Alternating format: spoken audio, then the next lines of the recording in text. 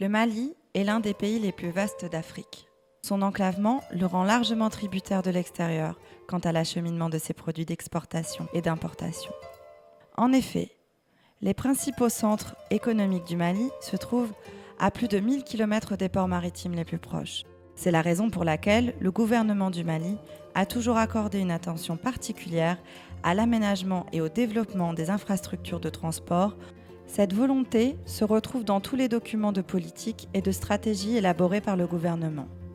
C'est dans ce cadre que le ministère de l'Équipement et du Désenclavement a confié, sous la direction de la DNR et de l'AGETIP, au groupement de bureaux d'études, le consultant ingénierie, GIC Mali et SAED, les études du grand contournement de Bamako.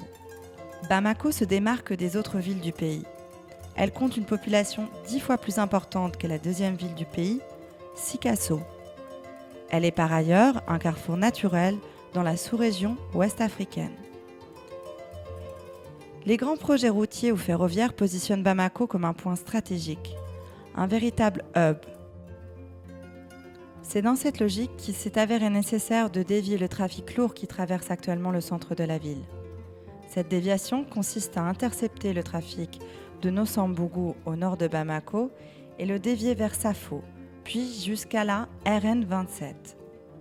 Cette déviation emprunte ensuite le troisième pont sur le fleuve Niger pour rejoindre la RN 6, puis la RN 7 au niveau de Sénou, en vue d'acheminer le trafic lourd vers le sud.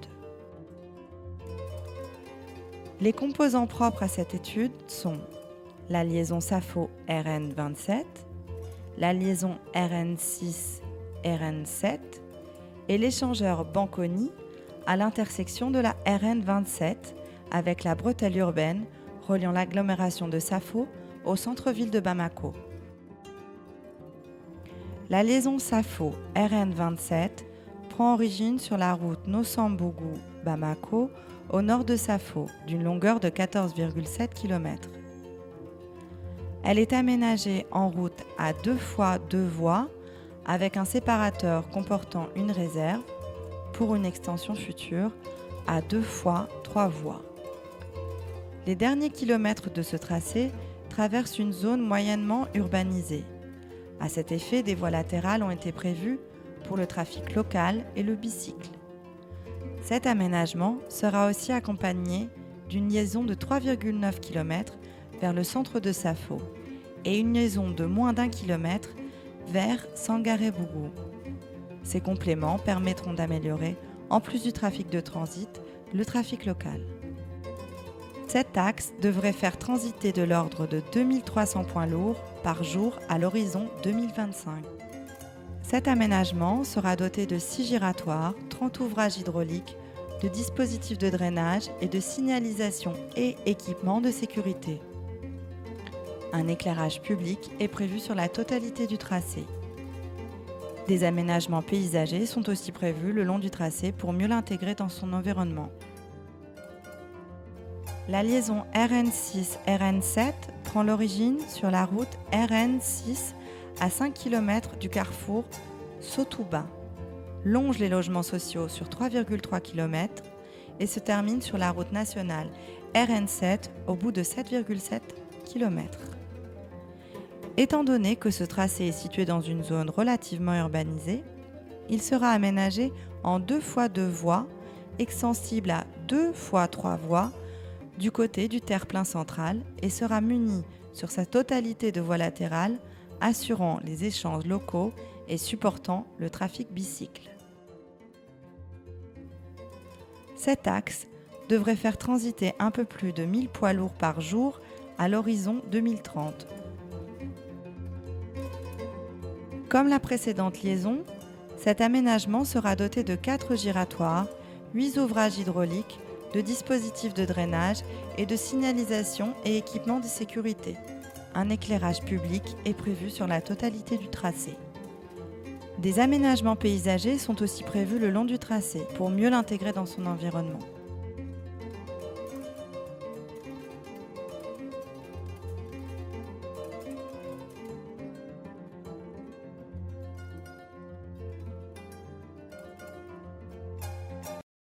Le carrefour Banconi est actuellement un carrefour hanté géré par des feux tricolores. Il supporte actuellement un trafic journalier de l'ordre de 90 000 véhicules par jour, dont les 2/3 sont des bicycles. Le trafic direct sur la RN 27 est prépondérant, avec un trafic tourne à gauche centre-ville vers Banconi non négligeable. Le site est caractérisé par la présence de 2 écoulements importants de part et d'autre de l'intersection. L'aménagement retenu pour cette composante consiste à déniveler le trafic direct sur la RN 27 au moyen d'un viaduc en béton précontraint et rétablir le trafic léger tourne à gauche du centre-ville vers Banconi au moyen d'un passage inférieur à gabarit réduit. Le reste des mouvements reste au sol et emprunte des voies latérales et un carrefour giratoire. Des pistes cyclables sont prévues au niveau des aménagements au sol. Le viaduc est composé de 2 ponts identiques supportant chacun 2 voies de circulation ainsi qu'une bande d'arrêt d'urgence composée chacune de 18 travées. La largeur totale de cet ouvrage est de 21 mètres et sa portée est de 380 mètres. Cette portée a été conditionnée par la présence des 2 écoulements de part et d'autre du carrefour. L'épaisseur de cet ouvrage est de 90 cm avec 2 encorbellements de part et d'autre.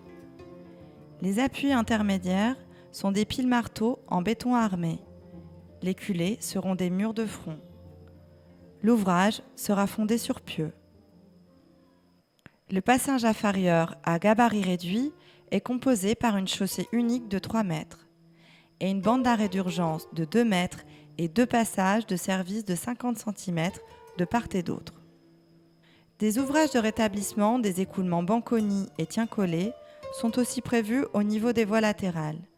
Il s'agit d'ouvrages multicellulaires.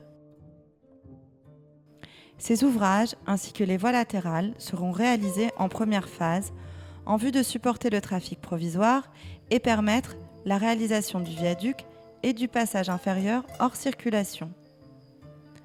C'est grâce à des projets de cette envergure que la capitale Bamako sera soulagée d'une circulation de plus en plus dense et voir l'aménagement de son territoire amélioré.